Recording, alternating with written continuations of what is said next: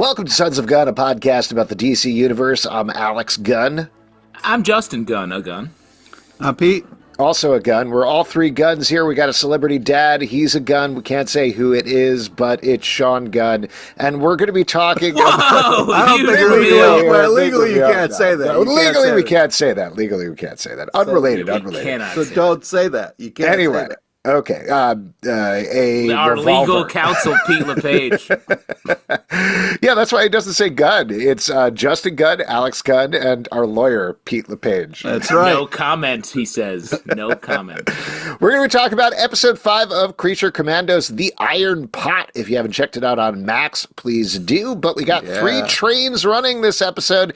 In the past, we find out what happened to Eric Frankenstein after the events of the Bride's flashback, where he met an old lady, and I should mention spoilers here, killed her at the end of the episode. Fun! Another fun storyline from our friends at Creature Commandos. Yeah, well, you wouldn't want somebody to be lonely. I mean, come on. And then in the present, we got 2 things going to stick on the Frankenstein bed. Frankenstein and Rick Flag are teaming up to investigate MacPherson, who turns out to be dead and replaced by Clayface. They have a big fight that seemingly leaves both Clayface and Rick Flag dead at the end there, though they have found out Not my Clayface. Was MacPherson? I don't know. I'm trying something out there. I don't know. MacPherson was MacPherson. McFake. MacPherson was not the real McCoy. All right, maybe that's better. Anyway, the other thing is the Creature Commandos have arrived once again at Pokolistan with the mission to kill Princess Alana, but everybody kind of knows what's going on, leading to a huge fight in Pokolistan with the Creature Commandos on the run. So that's the 3 stuff going. What'd you guys think? And the Pete? princess reveal at the end that she says the only plan moving forward is we got to kill everyone. Yeah, she's not seeming as fun as she used to be. Mm-hmm. Hey, she's just trying to protect herself. You know, being a princess in this world, it's tough. I don't know. Yeah, Pete would know. Suspect. He's a double threat, an attorney and a princess. That's right. Yeah. As the man who's seen the Princess Diaries the most on this Princess podcast? Bride the most. No, Princess Any movie Swap. with What's princess. the one you like? What's the one? Yeah, the Princess Switcheroo, the one with the Vanessa Princess Hudgens. Switch. The Princess Switch. I knew you like a princess. You're a pretty princess. Seen all of them, man. You're a pretty princess, Pete. Now, Justin, I want to start with you, and not to call you out here, but seems like this episode was pretty light in your estimation when we were talking before we got on. What's your issue here? What's going on? I mean, it's fine. It's fun. There's just not a lot to hold on to, I feel like, in these episodes. Maybe that's... We get so much information in this episode. Yeah. It's just maybe the flashbacks feel less interesting each time. And that's, I don't want to sound too harsh, but this one was just like a hangout with Frankenstein and this old woman who she had magic cream to give him. I was like, what is happening here? And then he just kills her in the end. He did look great afterwards. Like, it looked like magic cream. Yeah. Yeah, where can I get that cream? The DC shop? DC shop, maybe? I'm sure they're selling that. Magical gypsy cream to heal your dead man wounds. I gotta say, I agree with both of you, but maybe a little more in the negative, Pete. I do think there's a lot of information here, but I'm having the same issue that I had with the previous episodes, which is it's laying out information, but it's not really connecting the thoughts at all. Like the flashback with Frankenstein, yes, we absolutely do learn Frankenstein's backstory. There is somewhat of an arc there, like Justin was indicating, maybe not a ton of arc, but, it just drives home again that, like, Frankenstein is not a good guy when he kills the old lady at the end. It's like, that's something we knew. We knew about this guy. Right, we kind of knew that already, but it doesn't give us any information or connect thematically with what is happening in the present is my big issue here. That was happening in the previous episodes, and I think, like you're indicating, Justin, that divide is getting better. It's still, like you said, it's fun, and it's a blast! It's a fun watch, but I don't think it's working. Skeleton doing the double bird melt through the tank? Come on! Fun moments throughout. That was awesome. I mean, we'll see how this wraps up, but I'm definitely feeling like this is not an episodic TV show right now. And this episode in particular felt to me like I don't know, 5 to 10 minutes of a movie stuck with a part of the character Bible that James Gunn fleshed out into a script. That's what I'm getting from this episode. Wow. Take it easy on your alleged father, please, because this is... Sean Gunn, the voice of Weasel and G.I. Robot is my dad. And Clayface, it turns out. In this, oh no, that's Alan Tudyk. Alan Tudyk, Yeah. Tudyk, more like two roles. I just think that this continues to be a blast.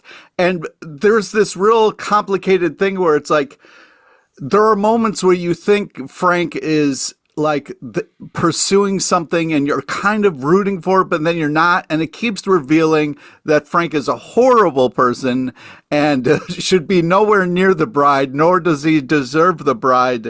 It is just, it's an emotional roller coaster every episode.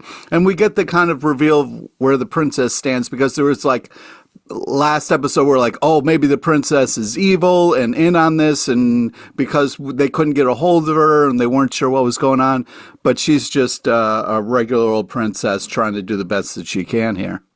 Wow, you're really being drawn in by Alana's personality, Pete. It was so? Are you Team Alana? I'm just saying, like, do you want her to kill the Creature Commandos? Yeah, Our definitely. favorite characters? Man, Pete meets a princess. Let's take it back to the start hold on. of the Let episode. me ask you a question. So you're Team Princess, but you're also just in general Team Old Lady. Yeah. So oh my God, is that what was turned awful. you? The fact that Aaron Frankenstein killed the old lady? You're like, no, I'm done with these monsters? That was super brutal and very upsetting. I mean, the whole dog scratching at the door thing is just, so But on the positive side, though, Frankenstein didn't want her to be lonely. So that's like kind of a kindness to kill her in that case. Do you agree? Yeah. No, I don't agree. He could have not killed either one of them and left them just as they were, just fine. But The you two of live them. alone, and you've begged me to kill you several times. That is beside the point. And on separate occasions. Wow. Yes, there are multiple separate reasons for that. Yeah, exactly. I was out of popcorn at the time. I mean, what? Kill me. Yeah. Kill me. I've only got kernels left. Most It's of my sad when you texts- get to the end of the popcorn bag and there's no more popcorn, all right? Oh my God! Yeah, Everybody no, I get knows it. that. You don't need to tell me. I get it. I get it. Thank you. Yeah. A lot of the bottoms of bags at movie theaters say "kill me" at the bottom. Just to remind you, you might as well die. No, they say you don't do it. It's a positive. They're trying to save you. Yeah. That's the only thing stopping you from pulling the trigger. I always cut a hole in the bottom of the popcorn bag so that people don't get that message. All right, that's why. That's the only reason why. Yeah. No Just other a reasons. Tiny hole, right, Alex? Can we smallest, like a micro hole, if you will? Oh my God, that's great. so gross. Wait, so he doesn't kill the dog, right? Yeah, Right. he takes the dog with him. But the So where's the dog was dog? Yeah, where's right, the dog? exactly. Hey, did right off camera that he just snapped that dog's neck? No, I think we'll get maybe like more of he's that. having a lobster claw. But why the dog and the lady were friends? She wasn't lonely. Why did he kill her? Yeah, dog doesn't count as a Because he human. was taking the dog. That's why. He was like, don't worry, I won't leave you alone. That's fucked up. Yeah, it is. He's a fucked up Also, guy. I just want to note for any of our listeners who are screaming this right now, we know that dogs don't live for hundreds of years. Or at least I know that. I don't want to speak for you guys. Okay, thank you. What are you 'Cause talking about? My I've never dog's seen Well, a he dog took the die. dog. at The a dog's farm. not alive in the present because dogs don't live that long. No. Okay. He could have let the dog live out its natural life. Yeah, exactly. Also, That's Yeah, can but not hundreds of years. I'm just saying the reason the dog doesn't appear in the current day scenes is dogs don't live that long.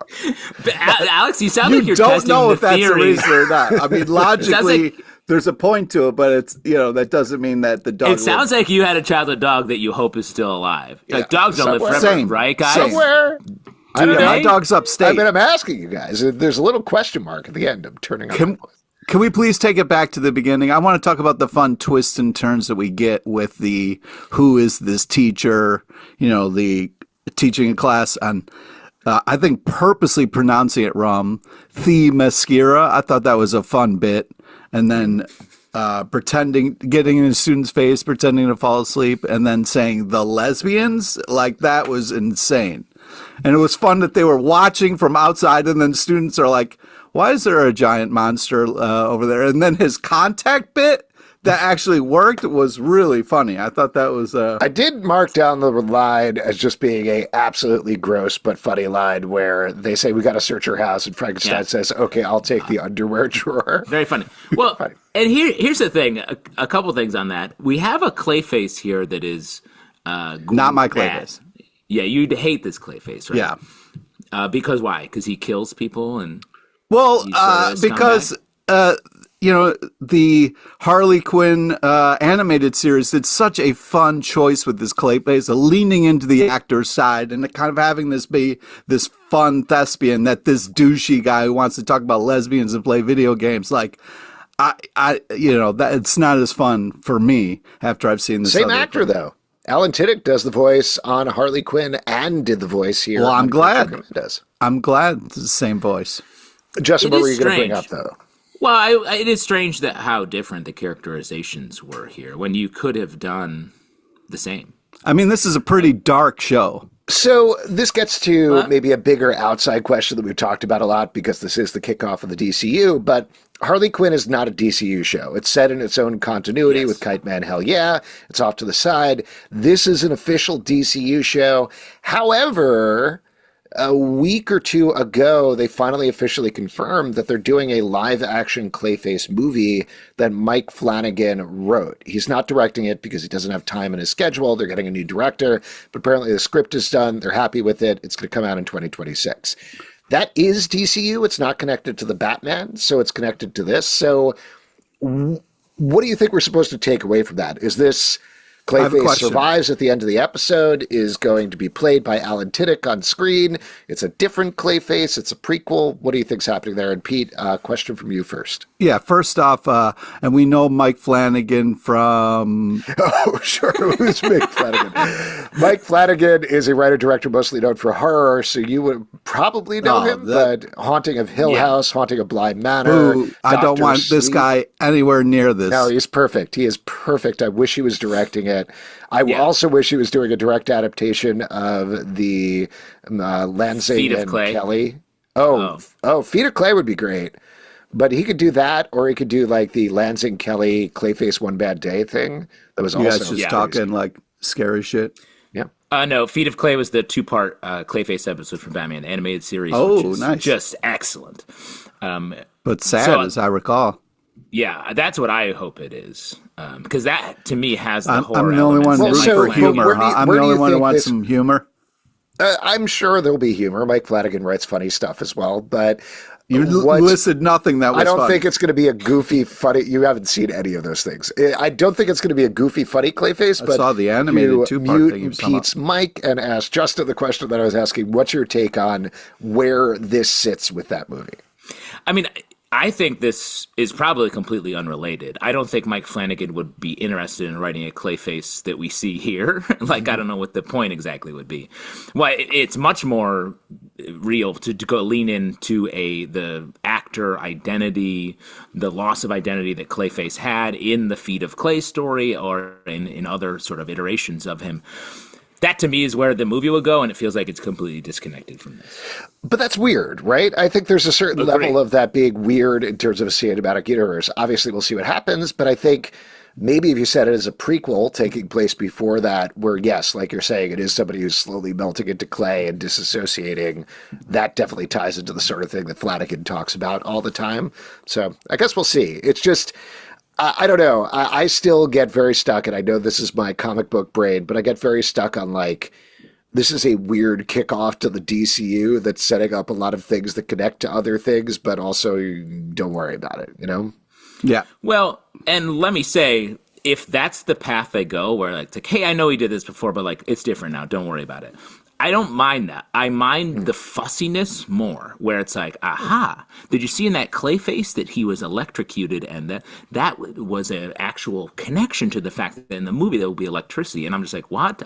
That's annoying. But we do have to have a scene where if it is a prequel where Clayface is like kind of into Mortal Kombat in the arcade, and then eventually plays it on Xbox. Like, that was hilarious. Yeah, if we get back to the show a little bit, I love this is all about the show. All the show. When he was sitting there outside the classroom, Flag and Frankie there.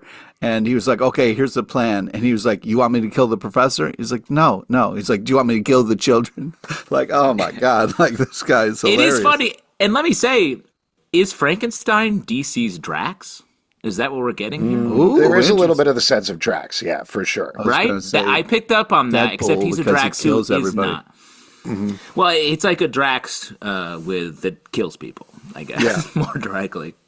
But also we get right after that fun bit, right into the credits and the song. And I think it's such a high energy, fun tone that this show sets that I just wanted to kind of talk about a little bit of like, yes, this is more fun than material wise. And it's a little bit of just kind of popcorn, shut off the brain, enjoy the madness. Don't finish the popcorn, though. It's just a little popcorn. Just a little bit of a taste. Yeah. You guys have both given great reasons. I'm going to cut a little hole in the end credit sequence.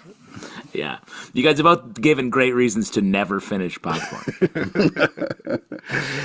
Wait, I had a question for you, though, Pete. I think you're getting here in your very meticulous notes anyway, but Frankenstein is very suspicious of people who walk cats on a leash. Yes. That's his first clue. Something's wrong with the neighborhood. Yep. You're a cat owner. How do you feel about that? I thought that was a fun comment on someone who hasn't been around for recent kind of developments. The fact that he's like, well, this is something that doesn't happen. And I was like, oh, that's hilarious. Of course, that's his take. He doesn't really know that people walk cats now, and that's a thing. So I thought it was a hilarious choice and commentary for someone who's just, outside. Wait, Pete, you walked a cat on a leash? No, but I've seen it happen. Some cats do like walks, others do not. Cats are very fickle. Wow. The cat commentator entering the chat. Yeah. Love to hear it. Go ahead, Justin. I'm just going to, Pete was talking about how he likes the energy of the show. And, I like the energy as well. I think the cross-cutting between the action sequences was really fun later on, the Clayface fight and the other monsters fighting. It's just, to go back to something Alex said earlier, this weirdly, for an episodic, what we thought was going to be an episodic animated show, this is sort of stretching, like in the middle of a lot of comic book shows where it's like, oh, this is an episode that doesn't have a lot happening in it. In the middle, that is just sort of filling time before we get to the next big thing. And this coming on a show that I think at the top, in the first two episodes, I was like, wow, there's so much happening in this show. Mm-hmm. How are they going to keep paying all of this off? And I think the answer is they're going to sort of slow down. Yeah. I think it's like, oh, sorry, go ahead, Pete. No, go ahead. I was just going to say it feels like, this is assuming a lot, but it feels like the sort of thing of you can write an outline for a movie because like we talked about with the first couple episodes, it's pretty much the Suicide Squad except with monsters. Yeah. You don't quite have enough. You have like half an hour of story. So, how do you flesh it out? Maybe throw some of the backstory that I've worked out, like these 1 or 2 pagers about the characters in there. And then you realize, oh, wait, I can split up that half-hour story into 7 bits and then put 1 for each of the characters, or, 6 total. I guess the first episode didn't have a flashback. And that fleshes out the time. So we get a 7 half-hour TV show versus a 45-minute movie or something. I mean, you guys can say there isn't a lot happening here, but I enjoy the small moments. I mean, seeing Frank, kind of floating sadly down this river, he is saved by this dog and this woman. And the first thing he does is like, what tomfoolery is this? I mean, that's just hilarious. And I enjoyed these kind of low moments. It's, I don't know. It's nice that a show that's so insane, and I do wish we got to kind of sit in the action a little bit more because they're so epic and such huge battle scenes. But the fact that we're also seeing Frankenstein heal up and maybe be a better person, like I don't know why I keep rooting for him. I think it's because if he's going to really go for the bride, you know, the classic kind of rom-com is these people deserve each other. So well, but I think the idea here is it is the classic rom-com of guy goes after the girl and she keeps rejecting him, but she's been rejecting him for centuries at this point. Yeah. So I do think that's what James Gunn is. But you're rooting riffing off. for the couple to happen. This is not. No, the no. more we find out, the more we're like, oh God, these people should never be together. You know. Yeah, I think that's the theme for sure that James Gunn is playing with. Why don't you talk about some of the cliffhanger stuff? What do you think is happening with Rick Flag? Is he dead? He's dead. Is his Yeah, back he's broken? R.I.P. Corpse. Yeah, he's Corpse. dead. Yeah, so he is coming back in Peacemaker Season 2 and Superman. Do you think they're going to do like a Weekend at Bernie's situation? Oh, classic. That would be fun. No, I think he's going to be fine. Maybe maybe Frankenstein will do something to help him out. Maybe he'll go Some to of that ointment. He could rub that Yeah, ointment on it. ointment. Yeah, get that ointment. Maybe he'll go to like, you know, Batman's back camp. You know, when you get your neck snapped in half, you go to Batman's back camp, and then he just like takes care of your back. Oh, nice. Back cam, not bat cam. Backman. Well, it's a Not back cam? camp. Yeah. Back. Are you talking about BBC? Backman's Bat Camp or Batman's Back Camp? The second one. Oh, okay. Yeah, you go to Batman's bat camp to learn how to be a bat. Yeah. Yeah. Backman. Bat. Batman back camp. It's good. We'll continue warming up so we can start our podcast. These are theater warm-ups we're doing. I do you think forget Flag's dead, what we were- Justin? Oh, Flag. Right. Is he dead? You think no, he's I dead? think he's going to be. I think he's going to be fine. I mean, we're setting How up is he for going to be fine? He's going to be fine. It's a superhero. We have 2 more world. I don't episodes. know. He'll be fine. He's going to be totally fine. He's coming back on these shows. It's not really a question in my mind. So kind of a funny cliffhanger to have there, but Here's a prediction that won't come true. Flag's going to wake up with POV on his eyes opening and be Frankenstein over his head about to smash him. Hilarious. Yeah. Oh, you're alive. oh my Take me to God. the bride. Yeah, I thought you were lonely. Yeah. Oh, man. Another thing I wanted to call out, and again, this is very Easter egg brain, but I really feel like they're driving hard on this, is when they're exploring MacPherson's house, they pause on a Wonder Woman style winged helmet. Yes. And they just stop there and they're like, it's a very long shot.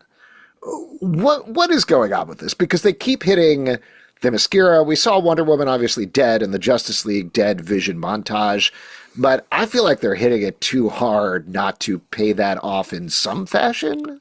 Also, I agree. that little kind of like trophy in the book case that almost looked like something like Batman would have, where you kind of pull on it and it's the Yeah, that was the helmet. We're talking about the same thing, I think. No, well, there's the little bronze statue, and then there's the silver helmet, and then by the end of it, the one's on top of the other. Yeah, that's silver.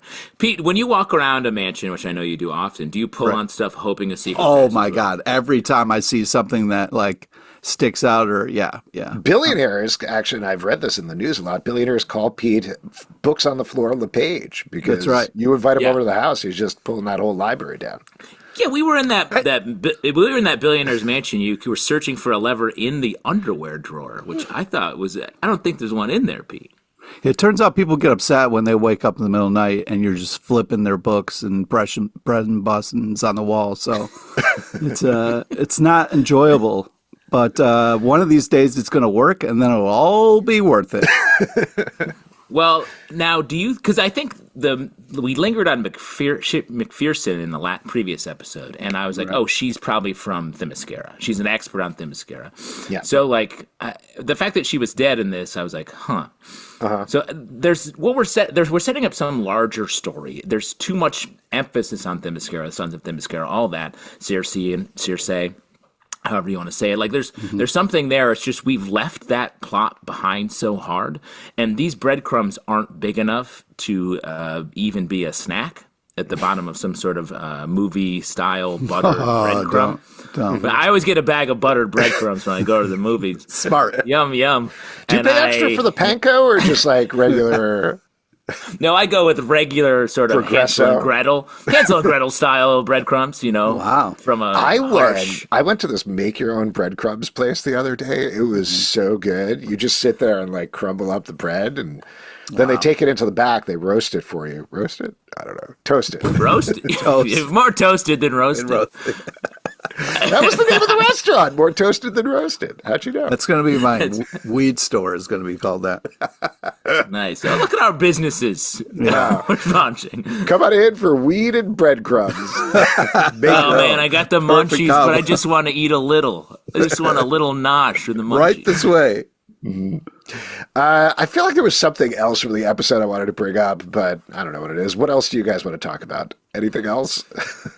Yeah, I mean, when Frank tried to hide behind that bird cage, that was pretty funny. Yeah. You love it. I do. I mean, the next episode, I think, is going to get back into the dense plotting and to set up for the finale. So I'm curious, though. They have so much to do with this. We haven't really. I feel like we're going to see what GI Robot's going to come back in some capacity. We have done nothing with Nina. Like literally zero. So there has to be a ton of stuff there. Rick Flag, Alana. I would say there's like 1% because because she's just in the background. She's still there and a part of it, They literally say the only ones we have to worry about are Doc Phosphorus and the Bride, and the other two are just hiding. It's crazy. Some sort of weasel thing has to happen. Circe, Themyscira. There's like so much to do. Yeah, that's why I was so shocked how sort of empty this episode was. Frankenstein and the Bride. Like, come on. We have like 10 plot threads. And they can do it. I just wonder how they're going to do that with time for the flashbacks at the same time in the episode. So we'll see how they clear the deck. We'll see how they bring it together. And also like them, like you kind of indicated, Justin, Circe is completely off screen. We don't talk about the Sons of Themyscira at all. So I feel like we need to get back to that. Obviously, there's bits of it with MacPherson, but that does seem like such a major thread to pull on. We also haven't seen Gorilla Grodd at all, who appears in the vision, so that feels like something to pick up on. So yeah, lots to do in the last 2 episodes of the season. And again, want to emphasize, it's still a fun show. It's a great show. I'm having a blast. We're here for it. I mean, we didn't talk about the Bride fight sequences at all. Very impressive. Great. She is such a badass. And the way she brutally attacks those robots and then steals those laser cannons. And then, I mean, that was just insane and very impressive. That reminded me, actually, I wanted to mention an Easter egg that is literally like blink and you miss it. When the Bride grabs onto one of the guys who has the rocket packs and they're flying through Pokolistan, there is on one of the buildings on an angle, there is a cigar ad that has a dog in a little general outfit, and its cigar is called Dr. Wesley Von Spears. Dr. Wesley Von Spears is James Gunn's dog who passed away in 2020 because dogs aren't immortal, as we've already established. Really try to put. Anyway, it's very cute. He was in Guardians of the Galaxy Volume 2. He was also in the Suicide Squad, even though that was released after he passed away. But very cute. If you want to frame by frame, you can see a cigar ad for a Dr. Wesley Von Spears. Adorable. Yeah. Really cute. And that's a dog we also grew up with. Yes. Yep. Are we allowed to say that? Alleged. No, legally? I mean... Legally? Legally, he said allegedly, so we're fine. Thank you. The ultimate get-out-of-jail-free card is just I'll tell you what, those allegedly. 3 months we paid to put you through lawyer school really paid off. Thank you. Lawyer school is what it was called, not law school. Yeah, What we I got paid a deal. for was lawyers. I got a special deal. Mm-hmm. It was right next to the Toasted Roast, I believe. Yeah, oh, yeah. That's a nice part of town. We should hang out there more. I agree. Yeah, we really should. But I mean, buttered breadcrumbs is not a bad idea of a snack. It's not a great idea. But when you're stoned, it's a great idea. I wouldn't know. You could say that about Allegedly. so many things. Yeah. Allegedly. You're throwing allegedly on you not smoking weed? I don't think you need an allegedly there, my guy.